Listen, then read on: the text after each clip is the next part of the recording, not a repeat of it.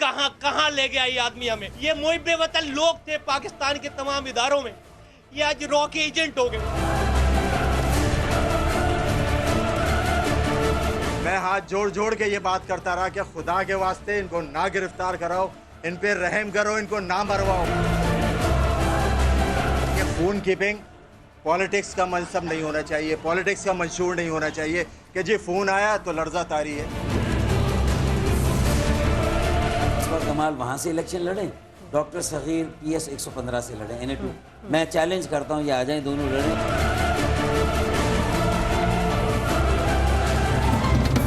अस्सलाम वालेकुम।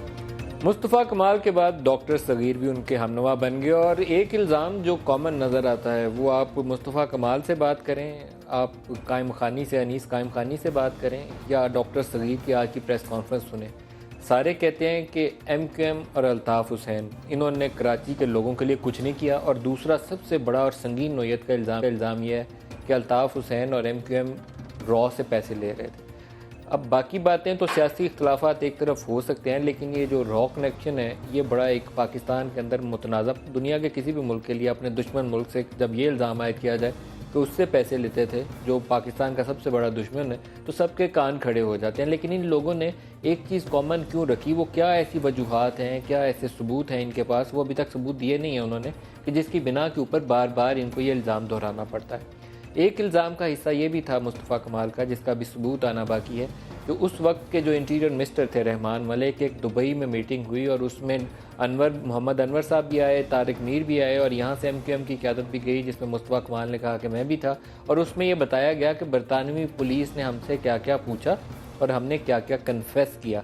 और उसी कन्फेशन में वो कहते हैं कि ये तमाम चीज़ें शामिल थीं कि इंडिया के किन लोगों से रब्ता था और किन से हम पैसे लेते थे, हमने बरतानवी पुलिस को बता दिए। रहमान मलिक और पीपल्स पार्टी इसको अभी तक डिनाई कर रहे हैं। मुस्तफ़ा कमाल का दावा यह है कि उनके पास सबूत हैं, वो देंगे, दिए नहीं हैं। लेकिन आज के प्रोग्राम में हम फोकस करेंगे इसी इशू पे कि कराची की सियासत का आइंदा आने वाले दिनों में क्या बनने वाला है।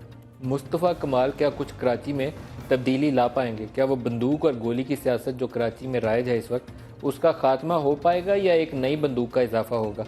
और रॉ कनेक्शन, वो उसकी हकीकत क्या है, उसके पीछे कुछ सबूत हैं या सिर्फ इल्ज़ामात हैं?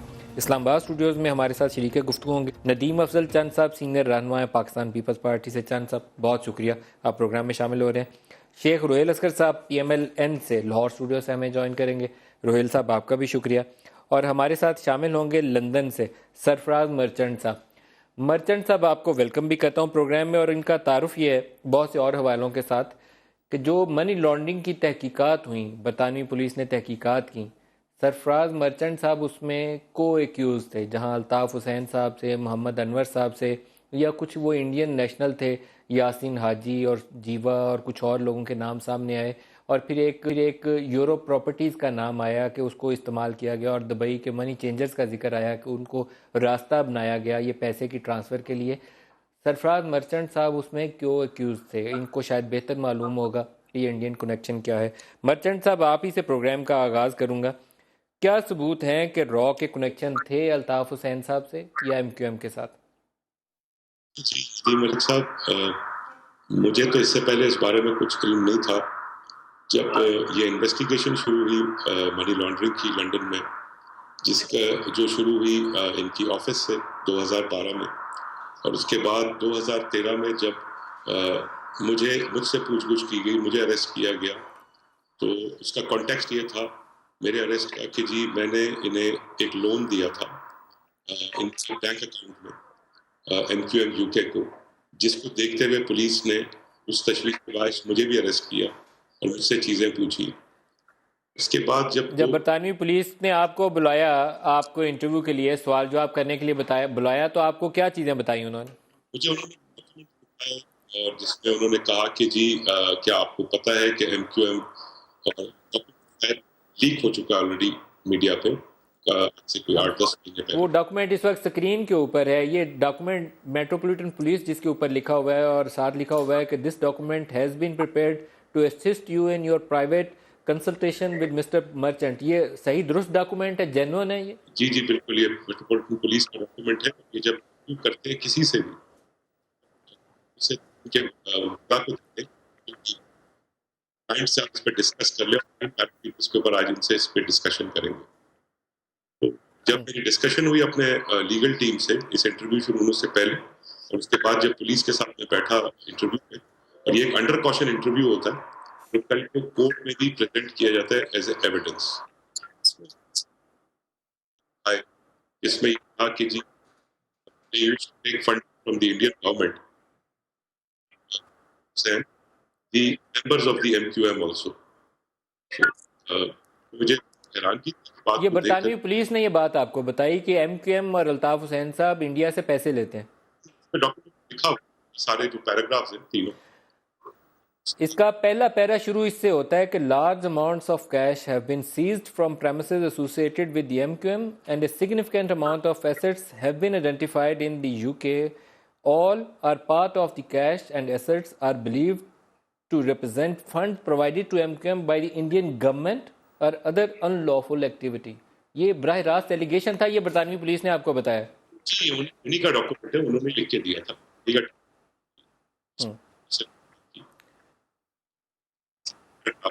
अगर आप देखें बैकग्राउंड लिखा है कि जी बताइए उसमें क्या है? उसमें भी उन्होंने यही जिक्र किया है कि जी जो पैसे अल्ताफ साहब और इनके मेंबर्स ने लिए वो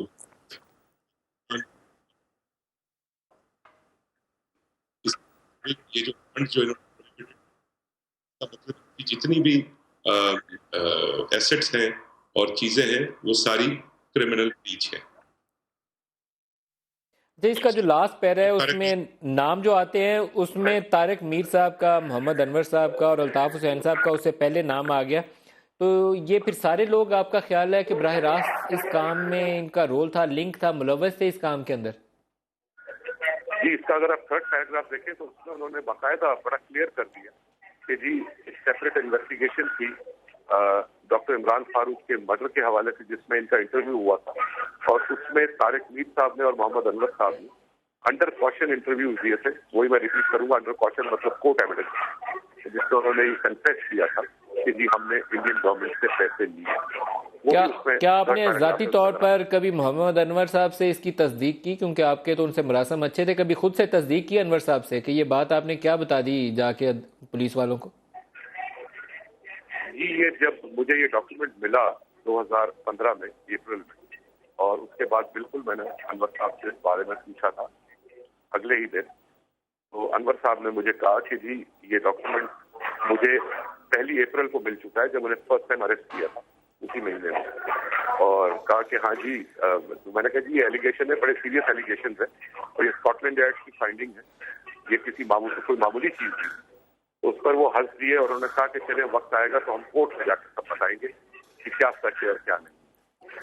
अच्छा, मैं आपकी तरफ दोबारा आता हूँ। नदीम अफजल चंद साहब, जो मुस्तफ़ा कमाल ने पहले कॉन्फ्रेंस की उसमें बाकी इल्ज़ाम तो जो उन्होंने आयद किए जज्बाती, उन्होंने 4-5 दफ़ा आपदीदा भी हुए, लेकिन एक पार्ट जो था वो रहमान मलिक और आपकी जमात से रिलेट करता था। वो कहते थे कि रोज़ एमक्यूएम लड़ती थी, रोज़ रूठती थी, रोज़ मानती थी, और रहमान मलिक के पास वो जो जादू की छड़ी थी या चिड़िया थी, वो जादू की चिड़िया घूमती थी। वो दुबई वाली मीटिंग के हवाले से जहां मोहम्मद अनवर साहब ने और बाकी लोगों ने आके बताया कि हमने ये कन्फेशनल स्टेटमेंट्स जो थी बरतानवी पुलिस को दे चुके हैं, तो अब आप कुछ करिए आके। ये सारी ब्रीफिंग दी गई उस वक्त के इंटीरियर मिनिस्टर को। देखें नदीम मलिक साहब, जहाँ तक तल्लक है पीपल्स पार्टी का, तो पीपल्स पार्टी तो एक सियासी जमात है, हम आज भी डायलॉग पे और इस पर बिलीव करते हैं, और कोलिशन गवर्नमेंट थी हमारी। बाकी रहमान मलिक साहब अपना जवाब दे चुके हैं डिटेल प्रेस कॉन्फ्रेंस में, उस पर तो अब मेरे ख्याल में उनके मैंने परसों टिकर पड़ा था कि मैं कोर्ट में जा रहा हूँ। अब उसके ऊपर हमने और डिबेट क्या करनी है, वो अदालत में जाएंगे या वो खुद उन्होंने एक स्टेटमेंट दे दी है। आप उस पार्टी की बड़ी एक अहम पोजीशन पे रहे हैं, पब्लिक अकाउंट्स कमेटी को भी हेड करते थे। पार्टी की जो चीदा लोग हैं जो जरदारी साहब के साथ इंटरेक्ट करते थे नेशनल इश्यूज़ में, उसमें भी आप शामिल हैं। कभी ऐसा मौका आया कि आपके नॉलेज में ये चीज़ें आई हों या आपको शक गुजरा हो? देखें, हमारे नॉलेज में एक चीज़ आई कि पीपल्स पार्टी का जो वर्कर था ना, या पीपल्स पार्टी का जो कोर ग्रुप था, वो एमक्यूएम के सख्त खिलाफ था, क्योंकि पीपल्स पार्टी के जितने वर्कर कराची में शहीद हुए थे उनकी जिम्मेदारी वो एमक्यूएम पे डालते थे। लेकिन बीच बचाव कराने में वाकई मलिक साहब या डॉक्टर आसम साहब, ये जो लोग जिनका एमक्यूएम से भी रब्ता रहता था, जिनकी पार्टी की तरफ से ड्यूटी लगती होगी, रहमान मलिक साहब की ड्यूटी लगती होगी, और डॉक्टर आसम साहब तो शायद दोनों तरफ उनके तल्लुकात भी बहुत अच्छे थे। लेकिन पीपल्स पार्टी का जो वर्कर था ना नदीम साहब, या जो अंदरून सिंध के हमारे पार्लियामेंटेरियन थे, वो MQM के से इत्तेहाद से बड़े नालां थे। तो क्या चीज़ थी? कभी आपने जानने की कोशिश की कि रहमान मलिक कौन सा जाके जादू का चिराग रगड़ते थे कि वो सारी बात उनकी होती थी, सुलझ जाती थी? अब अभी मैं उस जादू वाले चिराग के नज़दीक नहीं पहुंचा, ना अल्लाह ताला मुझे उधर ले जाए, तो मेरी को ख्वाहिश भी नहीं थी कि ऐसे जादू के टोने में कोई नज़दीक से देखूं। लेकिन कोई जादू था जरूर। और वो रहमान मलिक को पता था या जरदारी साहब को पता था? जरदारी साहब को यकीनन फिर पता होगा, वो पार्टी के हेड थे और प्रेसिडेंट ऑफ पाकिस्तान भी थे, लेकिन रहमान मलिक साहब को तो पता। लेकिन उस वक्त वो इंटीरियर मिनिस्टर थे, तो वो एक वो ब्रीच ऑफ आ जाता है आपका ओथ, आपने एक ऑफिस का ओथ लिया होता है, ब्रीच ऑफ ओथ आ जाता है। देखिए मैं समझता हूँ कि इन चीज़ों की जो भी चीज़ें हैं ना जी, देखें तहकीकात होनी चाहिए। मैं पीपल्स, अब इस वक्त मुस्लिम हुकूमत क्यों खामोश है? पता नहीं, ये एक मिस्टीरियस साइलेंस है जो देखिए इतना बड़ा आप एक आम दुकान से कोई राह का एजेंट पकड़ लेते हैं तो आप बेचारे, इतने जेलों में लोग पड़े हुए हैं, मछेरे मछलियां पकड़ने वाले, जिनको आप राह का एजेंट समझ के पकड़ लेते हैं। अगर आप मछेरे के ऊपर ट्रायल हो सकता है तो इन लोगों के ऊपर भी होना चाहिए, क्यों नहीं होना चाहिए? और प्राइम मिनिस्टर को इसके ऊपर पोजीशन लेनी चाहिए। मैं कहता हूँ गवर्नमेंट को बिल्कुल अपनी पोजीशन क्लियर करनी चाहिए कि गवर्नमेंट, देखें इसमें भी गवर्नमेंट एक चालबाजी कर रही है, एस्टैब्लिशमेंट के जिम्मे डाला जा रहा है सारी चीज़ें। मैं समझता हूँ ये भी एक हमारी एस्टैब्लिशमेंट, हमारी फौज के खिलाफ और एस्टैब्लिशमेंट के खिलाफ एक साजिश लगती है कि MQM का भी जो नेगेटिव पार्ट होगा इस लड़ाई का, वो आप एस्टैब्लिशमेंट के मत्थे लगा दें। जब कोई पॉजिटिविटी आएगी तो फिर ये सामने आ जाएंगे। अस्सलाम वालेकुम। अच्छा, ये बड़ी अहम एक बात आप ये मुझे एक आप कह रहे हैं कि ये हुकूमत की चाल है कि ये जो भी इसका नेगेटिव फॉलो है वो तो फौज मुक्ति। 3-4 सालों में जितने नेगेटिव पार्ट हुए हैं ना, खास ज़रब अज़ब के हवाले से, तालिबान डायलॉग के हवाले से, नैब के हवाले से, मीडिया ट्रायल, किसी भी के इवन पीपल्स पार्टी को और एस्टैब्लिशमेंट को लड़ाने के लिए देखें आप रोहेल असगर साहब से इसका जवाब। रोहेल असगर साहब बेहतर जवाब। रोहेल असगर साहब, आप इसका क्या जवाब देते हैं? ये बहुत ही बावजन किस्म की बात है और आर्गूमेंट के साथ उसको वो साबित कर रहे हैं कि ये आपकी चाल है बाकायदा। कुछ लोग ऐसे हैं जिनके दिमाग में हुकूमत सवार है, किसी और को कुछ कह नहीं सकते, अगर वो कहेंगे तो फिर बाहर जाके बैठ जाएंगे। इसलिए मेरे ख्याल में सारा गुस्सा जो है ना वो हुकूमत में निकाल देते हैं कि ये हुकूमत ही ये कर रही है, हालांकि हुकूमत का इसमें कोई ताल्लुक नहीं है। एक शख्स, मेरी नज़र में इंतहाई सीरियस ये एलिगेशन है जिसको प्रोवन डेफिनेटली, इसमें कोई दो राय नहीं है। आप जहन में रखें कि सिर्फ हुकूमत ही नहीं, बहुत सारी और एजेंसियाँ जो इस मामले प्रोवन करेंगी कि इसमें किस हद तक सच्चाई है। अगर मुस्तफ़ा कमाल साहब ने ये बात की है तो उसके पीछे कोई ना कोई बात तो होगी, कुछ ना कुछ तो होगा, लेकिन उसका कहाँ उसके नाते मिलते हैं, कहाँ उसका ताने जाते हैं, तो वो उसके लिए आपको बाकायदा उस पर करना पड़ेगा। जैसे रोहेल असगर साहब, आपका पॉलिटिकल पार्टीज जो ऑर्डर है उसके अंदर बात चीज़ों की बड़ी सख्त ममानियत है और स्टेट का उसके अंदर एक रोल होता है। अगर तो इन इल्ज़ामात में कुछ सदाकत है तो फिर आपका वो ऑर्डर जो है उसके तहत कार्रवाई होनी चाहिए, और अगर टोटल झूठ है तो एक सियासी जमात को इस तरीके से आपको मिलान नहीं करना चाहिए। फिर एक चीज़ साफ करिए आप। मैं वो यस कर रहा हूँ ना। अब मुसीबत ये है कि मैं, पहली बात तो ये है कि मेरी एक बात ज़रा ज़हन में रखें कि ये जिस किस्म के ये हम आजकल डिस्कशंस करते हैं, नदीम मलिक साहब, मैं आपको ये नहीं कहता कि हम ना करें, करें ज़रूर, लेकिन इसमें बिल्कुल एक गैर जानबदार राय होनी चाहिए। अब मैं जैसे चंद साहब का एक 5 साल ताल्लुक़ रहा है उसके साथ, और कभी उतार चढ़ाव आते रहे उनके साथ ताल्लुकात में, तो ऑब्वियसली क्या बात करते हुए कुछ तो एहसास होगा कि इतना एक ताल्लुक़ रहा है तो इसमें ना की जाए बात ऐसे जैसे दिलदारी हो। तो मेरे ख्याल में शायद इस पे ज़्यादातर तो जो आपके तजिया निगार हैं ना वो ज़्यादा इस पे बेहतर अपनी राय दे सकते हैं, और बिल्कुल एक इंडिपेंडेंट उनकी राय हो सकती है इस मामले में। चंद साहब, आप इस पे रिस्पॉन्ड करना चाहते हैं? मैं ब्रेक लूंगा इसके बाद। देखें, मैं बिल्कुल शेख साहब की बात से एक अदब एहतराम होना चाहिए, लेकिन मैं ये देख रहा हूँ कि मुझे सिर्फ इतना क्लासेस की लड़ाई लगती है। देखिए, मेरा सिर्फ सिंपल सा सवाल ये है, कोई भी हो, एक इल्ज़ाम लगा है कि जी रॉक एजेंट है, गलत होगा। ये मैं कहूँ कि उनका इंटरनल मामला है। जब कोई पॉलिटिकल वर्कर होता है ना, उसका पॉलिटिक्स इंटरनल मामला नहीं होता, ये कौमी मामला है। तो आपकी जमात में पता नहीं क्या क्या लगे हैं, पता नहीं क्या क्या। तो हमारी जमात हमारी जमात ने फेस किया है ना अदालतों में। महबूब गेट क्या था? महबूब गेट आपने एक इल्जाम लगा दिया, प्रेसिडेंट ऑफ पाकिस्तान को आपने ट्रायल करने की कोशिश की। तो अभी ये मेरी ठीक है, इस चीज की समझ नहीं मुझे आ रही वो किसी ने उनको कि उस वक्त मेमू गेट में एज ए अपोजिशन लीडर सारे काम आप किए कोर्ट और चले किया, गए थे। जो गलतियां की वहां उसको तो एक भुगते हैं। इंडिविजुअल आज एक्यूज था या आप पूरी बैठे जमात के हैं, ऊपर? आज आप हुकूमत में बैठे That's हैं, it. राह हो रही है मैंने तो बात आप की है ना। बेरा हैं। मैंने आपको अर्ज किया ना कि जो राह हो रही है, राह बेरा कि ईंट से ईंट एक बजा ब्रेक देंगे, ले लें जी, उन्होंने आपकी ईंट और से ईंट ब्रेक के बजा बाद दी। हम मर्चेंट यानी कि साहब से भी बात पाकिस्तानी आ करेंगे सकते हैं। और डॉक्टर सगीर इनपुट लेंगे। ब्रेक ले लें, हमारे साथ रहिएगा।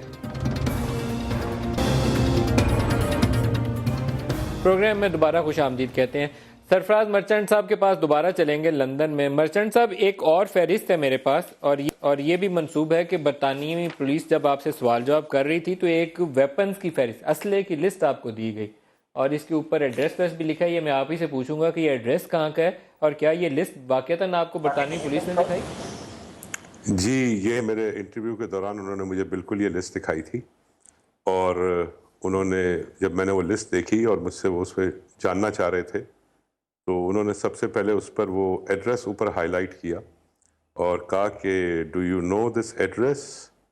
सो मैंने उनको कोई कमेंट नहीं किया तो फिर उन्होंने उसको वाज़ेह किया कि जी ये it's mister Hussain's address and we have found this list from one of his drawers cupboards and we have some other list also like this but we are showing you one of these lists। तो बिल्कुल उन्होंने ही दिखाया था मुझे ये और उन्होंने ही दिया था। और ये तहरीर किसकी है? ये हैंड रिटन है ये लिस्ट, ये किसकी तहरीर है? जी आप रिपीट करेंगे प्लीज, आपकी आवाज। ये तहरीर किसकी है, किसका लिखा हुआ है? ये हाथ से लिखी हुई है फहरिस्त? हेलो, ये फहरिस्त जो मेरे हाथ में है, वेपन्स की लिस्ट जो है, ये स्क्रीन पे डालिए प्रोड्यूसर साहब। ये किसकी तहरीर है, किसने लिखा है इसको? जी उन्होंने मुझसे पूछा था ये कि ये किसकी तहरीर है तो मैंने कहा कि ये आपने ये राइटिंग पहले देखी है तो मैंने कहा हाँ जी मुझे थोड़ा बहुत अंदाज़ा है इसका। फिर उन्होंने कहा कि जी ये राइटिंग हमें लगती है कि ये मोहम्मद अनवर की है। तो मैंने उस पर कोई कमेंट नहीं किया, मैंने सिर्फ इतना कहा, मैंने कहा जी ये तो आप ज़्यादा इसको अच्छी तरह इन्वेस्टिगेट कर सकते हैं। तो उन्होंने कहा जो हम कह रहे हैं आप उससे इत्तेफाक करते हैं कि ये उन्हीं की राइटिंग है। तो मैंने कहा मुझे शायद ऐसा लगता है कि उनकी है लेकिन आई कांट स्पेसिफिकली कंफर्म कि ये उन्हीं की है, ये आप बेहतर तरीके से इसको इन्वेस्टिगेट कर सकते हैं।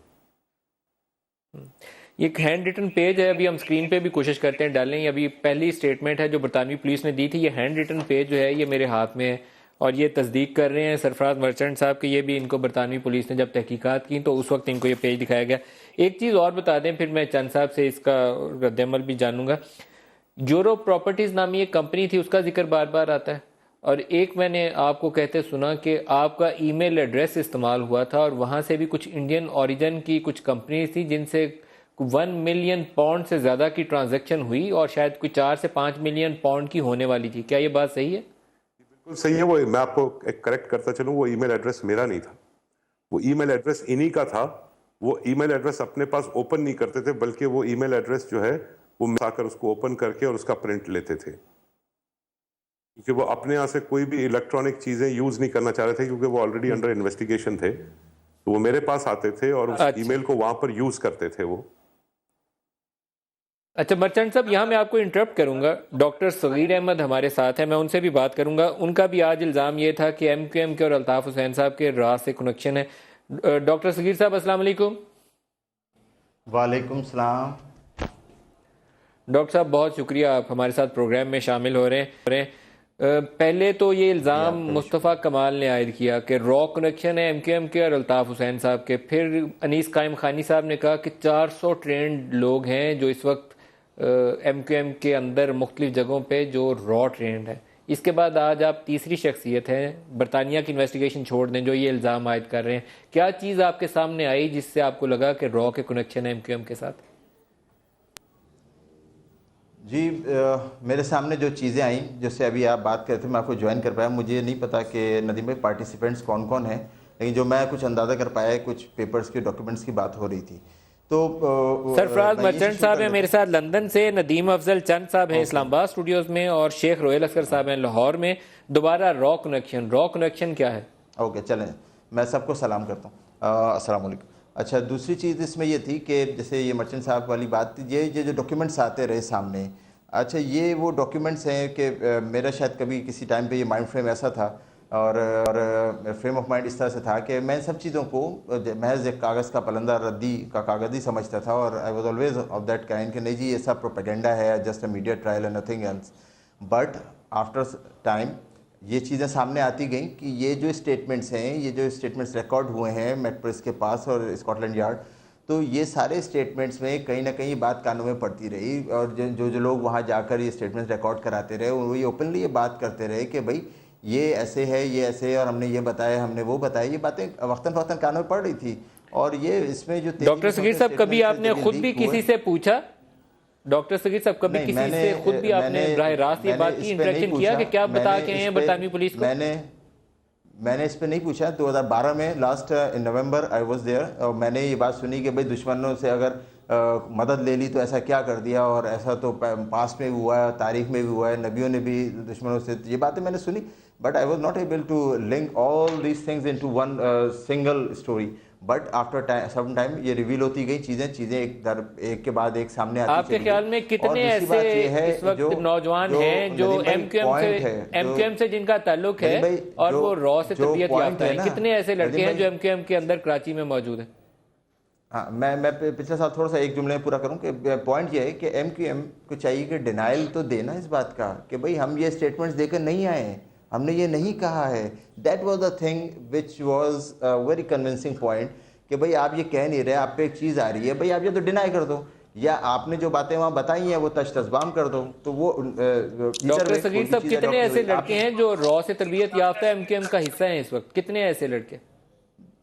देखिए मुझे नहीं आइडिया, मेरा पॉइंट ये है कि कितने हैं कितने नहीं हैं। मैं ये कहता हूँ कि भाई ये चार्ज, ये एलिगेशन क्यों इस कम्युनिटी के साथ आ गया है कि हम मुहिब्ब वतन लोग हैं, हम कोई रॉ के एजेंट नहीं हैं, और जो जिनको इस राह पे डाल दिया गया है वो उन बेचारों को तो पता ही नहीं कि वो तो ये समझ रहे हैं कि कोई कौन सा कोई अंदाजा नहीं है। जब आपको मुकम्मल तौर पर आप पिक्चर में नहीं है तो आप इतना बड़ा इल्ज़ाम कैसे आयद कर रहे हैं? आपने कहा कि बसों से उतार कर गोलियां मारी, वो तिल्ले गोटे का काम करने वाले थे, उनसे ज्यादती की, वो आपको कैसे पता चला? फिर आपके पास सबूत हैं?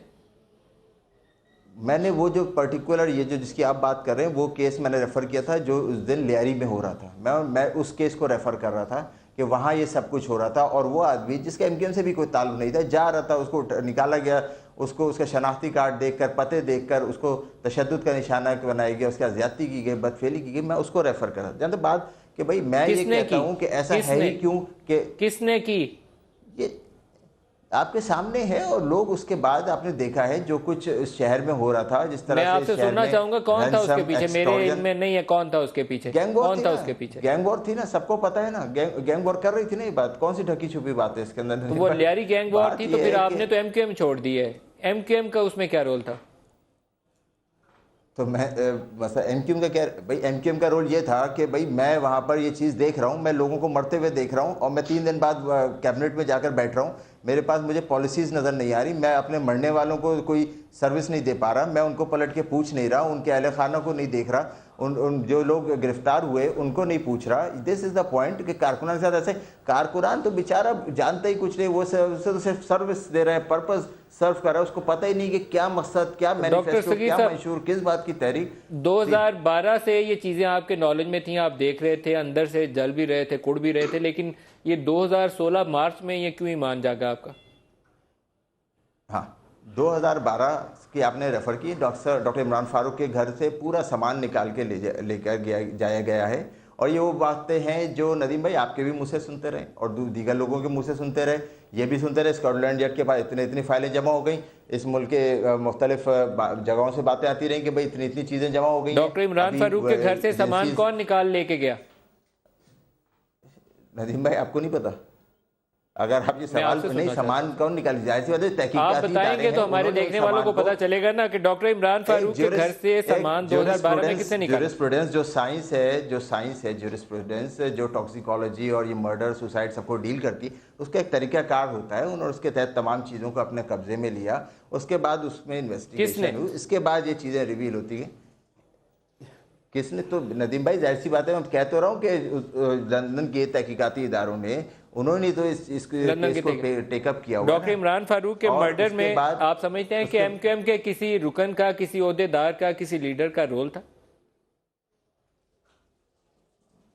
जो सूरत हाल सामने आई है, डॉक्टर साहब एक तवील अरसे से सबको पता है कि नाराज थे, और जो सूरत हाल है और जो हम देख रहे हैं जिस तरह से कौन नाराज था डॉक्टर सगीर साहब? शामिल तफ्तीश डॉक्टर इमरान फारूक, सबको पता है इस बात के बारे में, और सबको ये बात पता है कि ये जो लेकिन पार्टी के अंदर उनसे कौन खफा था? डॉक्टर इमरान फारूक से नाराज कौन था पार्टी के अंदर?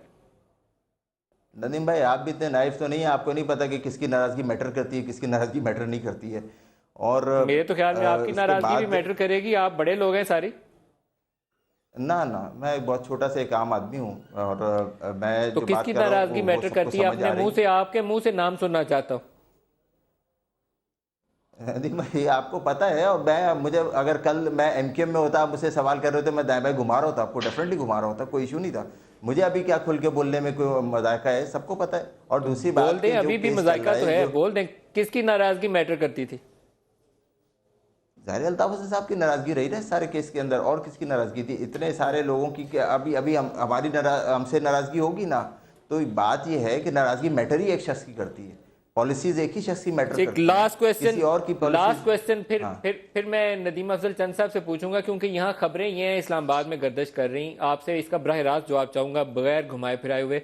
खबर यह है कि जैसे डॉक्टर सगीर ने पार्टी छोड़ी और वो रुकनीत छोड़ी और आके मुस्तफ़ा कमाल के साथ बैठ गए, इसी तरीके से 8-10 और सिंध असम्बली के लोग जिनका कुछ का ताल्लुक एमकेएम से और कुछ का हो सकता है पीपल्स पार्टी से हो, वो भी कल को, परसों को, हफ्ते में, 10 दिन में हो सकता है मुस्तफ़ा कमाल के साथ आ जाएं। क्या इस बात का इम्कान मौजूद है? नदीम में दो बातें आपकी बात की, एक तो आप एमकेएम को कह रहे हैं और दूसरी पार्टी को कह रहे हैं। मुझसे कहेंगे मैं तो कहूँगा 100% लोग आ जाएं, मेरे कोई राब्ते में नहीं है, मेरा किसी से कोई डिस्कशन नहीं हुआ है। अगर ऐसी बात, मैं तो एक पार्टी ज्वाइन की है, मैं तो कहूँगा 100% लोग उसको शामिल हो जाएं, उसके साथ आएँ, उसके हाथ मजबूत करें। मेरी तो ये विश होगी और प्रे होगी, और मुझे इस बारे में नहीं है कि कितने लोग आ सकते हैं, कितने लोग नहीं आ सकते। मेरा इस पर कभी किसी से कोई डिस्कशन नहीं हुआ इस मामले में। इम्कानात हैं, हो सकता है ऑलवेज। आप साथ ही रुकिएगा, मैं नदीम अफजल चंद साहब से पूछ रहा हूँ। नदीम अफजल चंद साहब, आप सिंध की और कराची की सियासत में कोई बहुत बड़ी तब्दीली देखते हैं मुस्तफ़ा कमाल की? देखें जी, इसमें दो चीज़ों से, एक तो तब्दीलियाँ आती रहती हैं पॉलिटिकल पार्टीज़ में, और फिर कुछ पॉलिटिकल पार्टीज़ में रुक गया है ना, क़यादत एग्जाइल में है, वहाँ एक वैक्यूम क्रिएट हुआ है, और उसको फिर किसी न किसी ने करना है। और एक लंबे अरसे तक ये पॉलिटिकल पार्टी अगर अपने अंदर तथहीर नहीं करेंगी ना, जमहूरियत नहीं लाएंगी, तो फिर ऐसे मामलात होते रहेंगे। देखिए, फिर कोई ना कोई रास्ता, मर्चेंट बैठे हैं जो इल्जाम पे इल्जाम इतना बड़ा लगा रहे हैं और एविडेंस के साथ कहते हैं बरतानवी एमकेएम जवाब भी नहीं दे रही ना, एमकेएम जवाब भी नहीं दे रही, और उनकी पार्टी के लोग खुद इल्जाम लगा रहे हैं। देखें, उनकी पार्टी के लिए मैटर तो करते हैं, और बड़ा सीरियस एलिगेशन है, और बहुत बड़ी चेंज तो है। और इस वक्त एमकेएम के खिलाफ कराची में बैठ के बात करना अब कभी तो नामुमकिन था, आज मुमकिन, बहुत मुश्किल था। ये तो तीन लोग पता नहीं कैसे हिम्मत पकड़ के बैठे हुए हैं, और आज मैं सच्ची बात है, बड़ी चेंज तो बहुत है। ये पता नहीं अब चेंज किस किनारे जाके बैठ, कराची की सियासत बदलेगी इससे? जरूर बदलेगी, मेरे ख्याल में असर पड़ेगा इससे, जरूर पड़ेगा, बड़े पूरे मुल्क में असर पड़ेगा, पूरे मुल्क में असर पड़ेगा। देखिए, पॉलिटिकल पार्टीज को अपने अंदर तस्दीक करनी पड़ेगी, जो नहीं हो रही, जो नहीं, रुका हुआ है काम। सरफराज मर्चेंट साहब, आप कुछ ऐड कर रहे हैं इसमें? जी, मैं सिर्फ आपसे एक चीज क्लियर करना चाहता हूँ, जो अभी आपने कहा कि जी मैं इल्जाम पे इल्जाम, देखिए मैंने किसी पर कोई इल्जाम नहीं लगाया, मेरा पॉलिटिकल किसी से कोई ताल्लुक नहीं है, ना एमक्यूएम से ना कुछ। मैंने सिर्फ उन चीजों आप बरतानवी पुलिस के सिर्फ डॉक्यूमेंट्स बता रहे हैं, दुरुस्त है, ठीक है, वो क्लियर है, आप बरतानवी पुलिस के डॉक्यूमेंट्स बता रहे हैं। जी, मैंने सिर्फ उन हकीकतों पे बात की है जो एक यहाँ की क्रेडिबल इदारा है और दुनिया उसको मानती है, स्कॉटलैंड। मैंने उनके डॉक्यूमेंट्स पे बात की और उनकी फाइंडिंग्स पे बात की, बाकी ना मेरा किसी पर इल्जाम अच्छा, ये जो ना कुछ। सरफराज मर्चेंट साहब, ये अप्रैल के महीने में अगली जो डेट है जिसमें फैसला होना है कि ये केस आगे चलेगा या खत्म होगा, अप्रैल के महीने में आ रही है वो तारीख मनी लॉन्ड्रिंग वाली? अप्रैल के महीने, अभी तक यही है कि लास्ट जो डेट थी हमारी 26 फरवरी को, जो एक सेपरेट जो पैसे प्रेमिसेस से सबके जो उन्होंने बरामद किए थे उसका एक सेपरेट केस चल रहा है। तो उस सिलसिले में जब उधर जज ने पूछा अपने कि जी आप इसकी मेन इन्वेस्टिगेशन कब तक कंप्लीट करेंगे, उस पर पुलिस का मौकफ था कि हम by 29th of April, on और before 29th of April, we will conclude our investigation.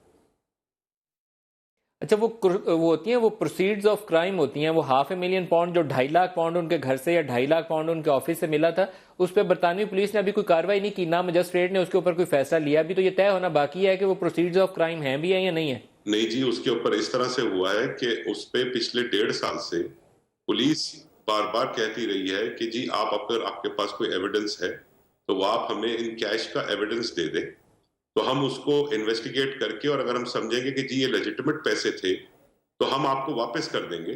लेकिन चूंकि 2 साल में इस चीज को प्रोवाइड ही नहीं किया जा सका उनकी तरफ से, क्योंकि मेरी तो एक बहुत छोटी सी रकम है जिसकी सारी चीजें मैं ऑलरेडी उनको दे चुका हूँ, लेकिन चूंकि ये एक पूरा एक केस है इस वजह से वो बाकी लोगों का इंतजार कर रहे हैं। और इस बार भी मेरी कोर्ट से यही इस्तदा थी और मेरे लॉयर्स की, मेरी लीगल टीम की। अच्छा, वो इंडियन नेशनल जिनका नाम आता है, जल्दी से अगर उनका नाम बता दें, वो यासीन हाजी और वो जीवा, वो क्या क्या नाम है जिनका वो नाम आता है, वो दोहरा सकते हैं? जिनका नाम आता है वो एक लतीफ जीवा और एक यासीन हाजी है। लतीफ जीवा और यासीन हाजी, ये दोनों इंडियन और इंडियन नेशनल है? जी, ये दोनों इंडियन नेशनल्स है। और यहाँ पर जो यूरोप प्रॉपर्टी डेवलपमेंट में जो पैसे बाकी रह गए थे कि वो ब्रिटिश पुलिस सीज ना कर ले, तो इन्हीं के एक रहनुमा है MQM के बाबर गौरी साहब, जो एक्स सेनेटर भी हैं, उनके ये कांटेक्ट था। और मुझे नहीं पता, पुलिस ने जो बताया, मुझे नहीं पता कि उनका भी फिर इस इंडियन सारे कनेक्शन से कोई ताल्लुक अगर है। यहाँ से आपको चौधरी निसार इंटीरियर मिनिस्ट्री बुलाती है कि आइए, इंक्वायरी कमेटी हमने बनाई है और उसके सामने ये सारी चीजें रखी है और आपके पास क्या तफसीलात हैं बताइए, हम भी मनी लॉन्ड्रिंग की तहकीकात करते हैं, तो आप पेश होंगे उस कमेटी के सामने? अभी तक मुझसे किसी ने राब्ता नहीं किया, मैंने खुद उनकी प्रेस कॉन्फ्रेंस परसों देखी है। जब वो राब्ता करेंगे बाज़ाब्ता तौर पर और मुझे उनका कोई खत मौसूल होगा, उस पर मैं अपनी लीगल टीम से मशवरा करके और इंशाल्लाह ज़रूर मेरी जितनी असिस्टेंस होगी मैं पाकिस्तान गवर्नमेंट को प्रोवाइड करूंगा, क्योंकि एक नेशनल सिक्योरिटी का मामला इसमें आया है और एक पॉलिटिकल पार्टी है, जाहिर सी बात है कराची की, पाकिस्तान की, और अगर ऐसी चीजें हैं आप उस कमेटी के सामने पेश होंगे। डॉक्टर सगीर, अगर मैं यही सवाल आपसे दोहराऊं, डॉक्टर सगीर साहब, यहाँ पर सरफराज मर्चेंट कह रहे हैं कि नेशनल सिक्योरिटी का मामला है, मैं तो उस कमेटी के सामने आऊंगा, तो आप लोगों ने सारों ने बाजमात ये इल्ज़ाम लगाया, मुस्तफ़ा कमाल ने, अनीस कायम खानी ने, और आप भी कह रहे हैं कि आपके पास 2012 से ऐसी चीज़ें सामने देखने में या सुनने में आ रही थी। क्या आप वजारत दाखिला के सामने जाके ये शवाहिद रखना पसंद करेंगे? देखिए, वजारत दाखिला के पास नदीम भाई बेइंतहा प्रूफ्स हैं इस बात के, ऐसी कोई ढकी छुपी बात नहीं है ये। और ये अगर आपसे वो गवाही मांगे तो गवाही देंगे? नदीम भाई, मैं इस पॉइंट को कर देता हूँ। एक्सचेंज की बात हो रही थी ना, लोग आ रहे थे यहाँ तहकीकात करने के लिए, एक्सेस देने की बात की थी डॉक्टर साहब के केस में, तो एक्सेस दी ना, तो नोट्स एक्सचेंज हुए होंगे ना, बहुत सारी चीज़ों को कन्विंस होने के बाद एक्सेस दी होगी ना, तो ये और मनी लॉन्ड्रिंग के भी यही सूरत हाल है। तो ऐसा तो नहीं है कि केस नहीं और सबूत नहीं और शवाहिद नहीं, ऐसा नहीं है, शवाहिद सारी चीज़ें मौजूद हैं, और अगर मुल्क के लिए, मुल्क की सालमियत के लिए जो बेहतर कदम होगा वो करेंगे। गवाही देनी पड़ी तो देंगे? देखें, जो बात सच है वो हम वैसे ही सामने ला रहे हैं, ये प्रूफ्स हैं, मतलब जो बात हम कर रहे हैं, जो बात कर रहे हैं वही जाके वही बात वहाँ पे करेंगे। जो आपसे बात कर रहा हूँ नदीम भाई, वही बात करूँगा ना, और अगर इस मुल्क को ज़रूरत पड़ेगी तो बिल्कुल जाएंगे, इसमें क्या है। बिल्कुल जाएंगे जी, गवाही देंगे। अच्छा, ब्रेक ले लें, ब्रेक के बाद शेख रुहेल साहब का जवाब चाहूँगा। यहाँ मर्चेंट साहब भी गवाही देने पे तैयार हैं और वो भी कहते हैं मुल्क को जो भी चाहिए होगा, डॉक्टर सगीर भी कहते हैं मैं हाजिर हूँ। तो अब आपकी हुकूमत इस पर क्या फैसला करेगी, कुछ करेगी या नहीं करेगी? ब्रेक ले लें, इसके बाद आपसे पूछेंगे। Welcome back. रुहेल असगर साहब, आपकी हुकूमत के पास खुला केस है, क्या करना चाहेंगे? जी, मैं थोड़ा सा मलिक साहब अर्ज़ कर दूँ, एक बात ज़हन में रखें, मेरे ख्याल में अगर भूल नहीं रहा, मुझे याद है जहाँ तक कि आर्मी चीफ का एक बयान आया था जिसमें उन्होंने बगैर किसी नाम लिए किसी जमात का, उन्होंने इस बात को कहा था कि यहाँ पे कराची में रॉ की इन्वॉल्वमेंट है। तो आपने देखा कि गवर्नमेंट ऑफ पाकिस्तान भी मुख्तलिफ फोरम्स पे इस मुद्दे को उठाती रही है।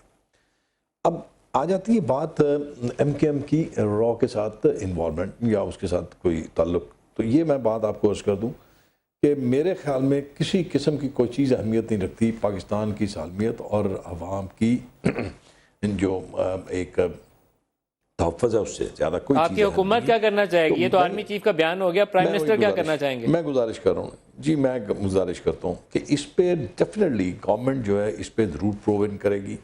ज़रूर इस पर तहकीक करेगी। अगर इसमें किसी भी सियासी जमात, कोई भी सियासी, मैं MKM की बात नहीं कर रहा, MKM तो अब एस्टेब्लिश हो गया ना कि उसका उनके अंदर के लोगों ने जो उनके बिल्कुल करीब थे उन्होंने इस बात का तरफ इशारा किया, बल्कि उन्होंने तो खुले लफ्ज़ों में ये कहा कि इनका राव के साथ ताल्लुक़ है।